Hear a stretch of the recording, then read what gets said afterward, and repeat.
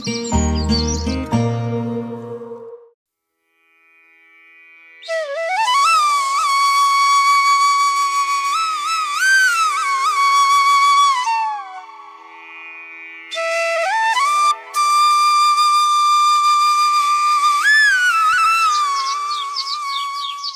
का तारा अभी डूबा भी नहीं था कि आरोही की आंखें खुल रहीं। आंगन में पसरा सन्नाटा उसे अपनी मां की याद दिला रहा था, जो इसी समय तुलसी के पौधे में जल चढ़ाया करती थी। आरोही ने झाड़ू उठाई, पर उसकी छोटी सी पीठ में कल के काम का दर्द अभी बाकी था।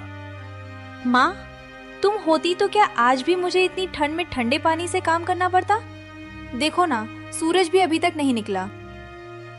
जैसे ही आरोही ने आंगन बुहारना शुरू किया, चाची सुमन का कमरा धड़ाम से खुला। उनकी आवाज पूरे घर में गूंज उठी। अरे ओ करमजली, हाथ चला रही है या मक्खियां मार रही है? अभी तक झाड़ू खत्म नहीं हुआ?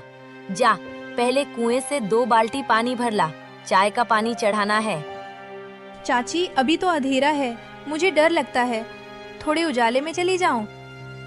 डर लगता है तो जा अपनी मरी हुई माँ के पास, कामचोर कहीं की। अगर 5 मिनट में पानी नहीं आया तो आज दिन भर भूखी रहेगी, याद रख। तभी आरोही की बूढ़ी दादी वहां आती है। उन्हें सब समझ आ रहा था कि उनकी छोटी बहू और बेटा आरोही को कितना परेशान करते हैं। बहू, अभी बच्ची छोटी है, इतनी ठंड में बाहर मत भेज। रतन, तू ही समझा अपनी लुगाई को। माँ, आप अपनी ये ममता की पोटली बंद ही रखा करो। सुमन ठीक कह रही है, अगर अभी से काम नहीं करेगी तो क्या कल को राजा की रानी बनेगी? हमारे घर में मुफ्त की रोटियां नहीं मिलती। आरोही, जा जल्दी। आरोही ने कांपते हाथों से बाल्टी उठाई और नम आंखों से बाहर निकल गई।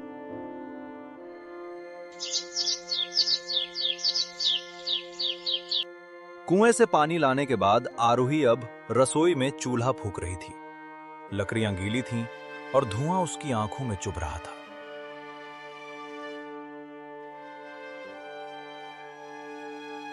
धुआं क्यों कर रखा है सारा?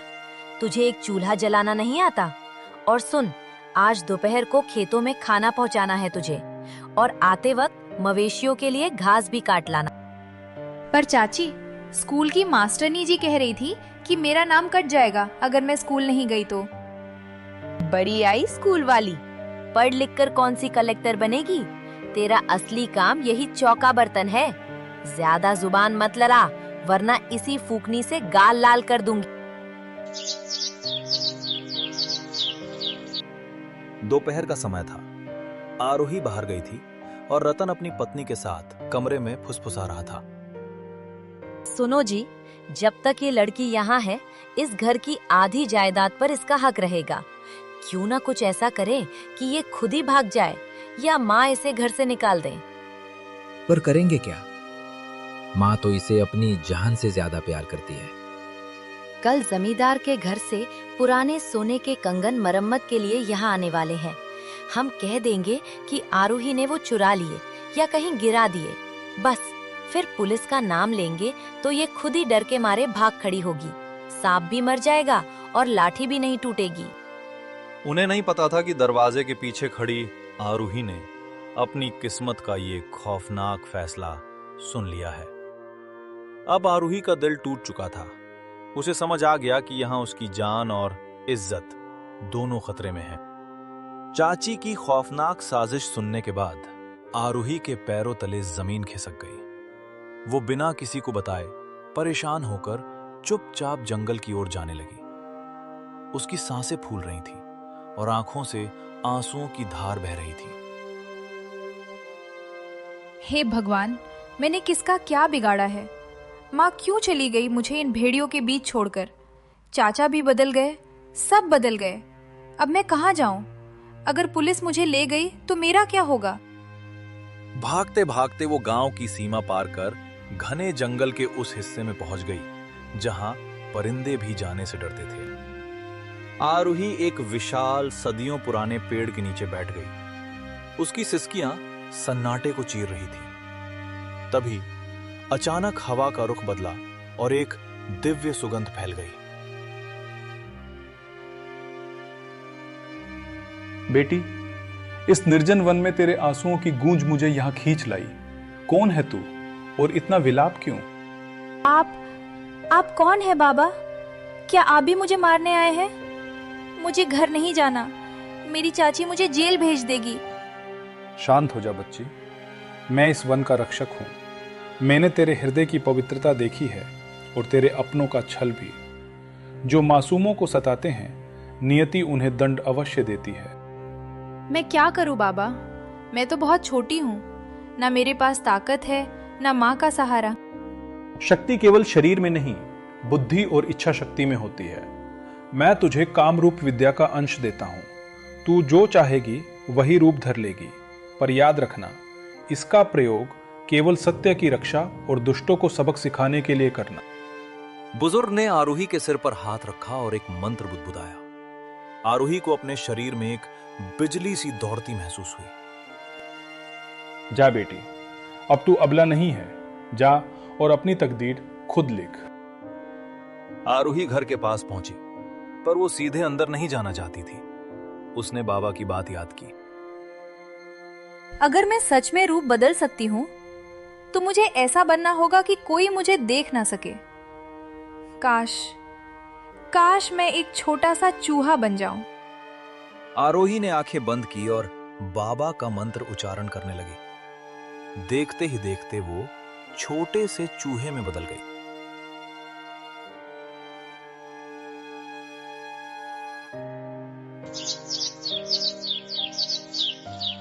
चूहा बनी आरोही सीधे चाची की कोठरी में जा छुपी, जहां चाची और चाचा सोफे पर बैठकर हंस रहे थे।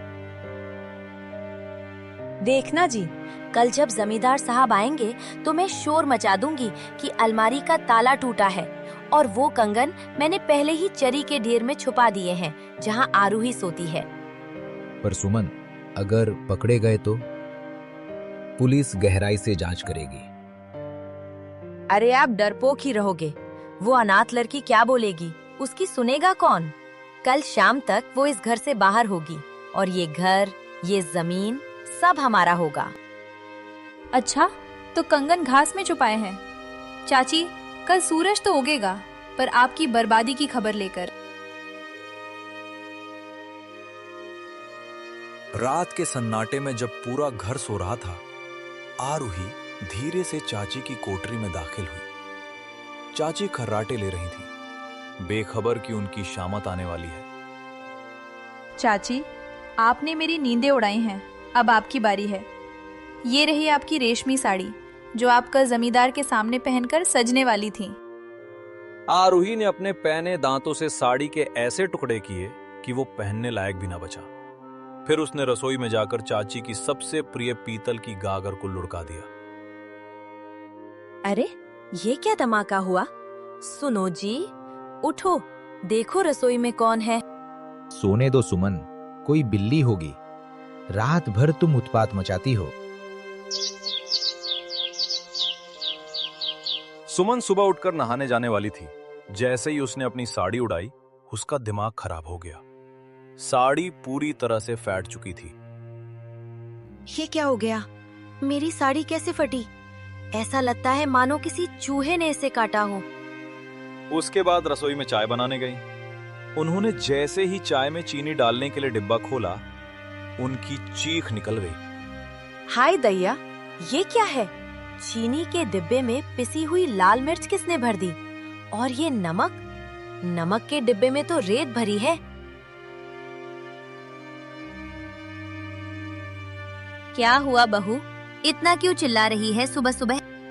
माँ जी देखिए ना, इस अभागन आरूही ने ही कुछ किया होगा। आरूही, ओ आरूही, कहाँ मर गई? क्या हुआ चाची? मैं तो सुबह से गाय को सानी दे रही हूँ, मैंने तो रसोई छुई तक नहीं। चाची को कल की साजिश याद आई। वो चुपचाप उस घास के ढेर की तरफ भागी जहां उन्होंने कंगन छिपाए थे। पर आरूही ने रात में ही नेवले का रूप धरकर उन कंगनों को वहां से निकालकर चाचा के जूतों के डिब्बे में डाल दिया था। नहीं, यहाँ तो कुछ नहीं है, मैंने यही रखे थे। कहाँ गए वो सोने के कंगन? कुछ ढूंढ रही हैं क्या चाची? आप इतनी परेशान क्यों दिख रही हैं? तू यहाँ क्या कर रही है? जा अपना काम कर। जमींदार साहब अपने 2 लठैतों के साथ दरवाजे पर आदम के। चाचा रतन के हाथ पांव फूलने लगे। रतन, हमारे कंगन मरम्मत हो गए। लाओ, आज हमारी पत्नी को पूजा में पहनने हैं। जी, वो कंगन तो सुमन, लाओ कंगन निकाल कर। मालिक, कंगन तो नहीं मिल रहे हैं। कंगन चोरी हो गए। इस आरूही ने चुरा लिए हैं। इसी ने कंगन घास में छिपाए थे। मैंने नहीं चुराए जमींदार साहब, बल्कि मैंने चाची को कल रात चाचा जी के जूतों के बक्से में कुछ छिपाते देखा था। जमींदार ने गरज कर कहा, जूतों का बक्सा लाओ। जैसे ही बक्सा खुला, चमकते हुए कंगन उसमें से निकले। शर्म नहीं आती? अपनी ही भतीजी को फंसाने के लिए चोरी का नाटक करते हो। रतन, अपनी पत्नी को संभालो, वरना जेल की हवा खिलवा दूंगा। कलमुही, तेरी वजह से आज मेरी नाक कट गई। तूने ही ये सब किया होगा। चाची हक्की बक्की रह गईं। उन्हें समझ नहीं आ रहा था कि जो कंगन उन्होंने घास में रखे थे, वो जूतों के डिब्बे में कैसे पहुंच गए। उन्हें आरूही की आंखों में एक अजीब सी हंसी दिखाई दी, जिससे उनके शरीर में सिहरन दौड़ गई। जमींदार की घटना के बाद चाची सुमन का पारा 7वें आसमान पर था। वो रात को सोने की कोशिश कर रही थी, पर डर के मारे उनकी आंखें खुली थी। तभी आरोही ने काली बिल्ली का रूप धरा और उनके बिस्तर के नीचे आकर बैठ गई। सुमन, तूने एक अनाथ का हक मारना चाहा, अब तेरी बारी है। माँ का साया तो चला गया, पर उसकी दुआएं अभी बाकी हैं। कौन है जी? उठो, देखो ये बिल्ली बोल रही है। ये कोई साधारण बिल्ली नहीं है, ये आरूही की माँ की आत्मा है। नींद में पागल हो गई हो क्या? बिल्ली कभी बोलती है? सो जाओ चुपचाप। अगली सुबह सुमन ने अपना सारा गुस्सा अपनी बूढ़ी सास पर निकाला। सुमन को लग रहा था कि आरोही की मारी हुई माँ उसे परेशान कर रही है। उसके अंदर बहुत डर भी था। बुढ़िया, तेरी वजह से ही उस छोकरी के पंख निकल आए हैं। आज से तुझे भी खाना नहीं मिलेगा। जाओ, अपनी पोती के साथ भूखी मरो। अब बहुत हो गया, चाची ने मर्यादा पार कर दी है। अब इन्हें असली सबक सिखाना ही होगा। दोपहर में जब चाची अपनी कोठरी में आराम करने के लिए आती है, आरूही ने एक भयंकर नागिन का रूप ले लिया और चाची के बिस्तर के पास कुंडली मारकर बैठ गई। हया, सांप, बचाओ, रतन जी, सांप। सुमन, अगर तूने आज शाम तक दादी और आरूही के सामने हाथ जोड़कर माफी नहीं मांगी, तो मैं तुझे पाताल लोक ले जाऊंगी। बोल, माफी मांगेगी या प्राण देगी? मुझे छोड़ दो, मैं माफी मांगती हूँ। मैं सब सच बता दूंगी, मैं सुधर जाऊंगी। बस मुझे डसना मत। शाम होते ही चाची पागलों की तरह आंगन में दौड़ी आई। उन्होंने सबके सामने अपने घुटने टेक दिए। चाचा रतन और गांव के कुछ लोग भी वहां मौजूद थे। रतन जी, मैंने ही आरूही को फंसाया था। मैंने ही इसके खाने में मिट्टी मिलाई और इसकी किताबें फाड़ी थी। मुझे माफ कर दो आरूही, मुझे बख्श दो। मुझे तुम्हारी माँ की आत्मा देख रही है। सुमन, तुम ये क्या कह रही हो? तुम इतने गिर सकती हो? तुमने बिना माँ बाप की बेटी को इतना परेशान किया। देखा बेटा, पाप का घड़ा भरता जरूर है। आज भगवान ने ही इसकी बुद्धि ठिकाने लगाई है। आरूही ने देखा कि चाची का अहंकार पूरी तरह टूट चुका है और वे सच्चे मन से डर गई हैं। उसने मन ही मन उस बुजुर्ग बाबा को याद किया और अपनी शक्तियों को विदा कर दिया। चाची, अगर आप बदल गई हैं, तो अब आपको किसी आत्मा से डरने की जरूरत नहीं है। हम सब एक ही परिवार हैं। उस दिन के बाद उस घर का माहौल बदल गया। चाची अब आरूही को अपनी बेटी की तरह मानती थी। आरूही अब बिना माँ की बेटी नहीं, बल्कि पूरे घर की लाडली बन गई थी। बुराई पर अच्छाई की जीत हुई और गांव की उन गलियों में फिर से खुशियां लौट आईं।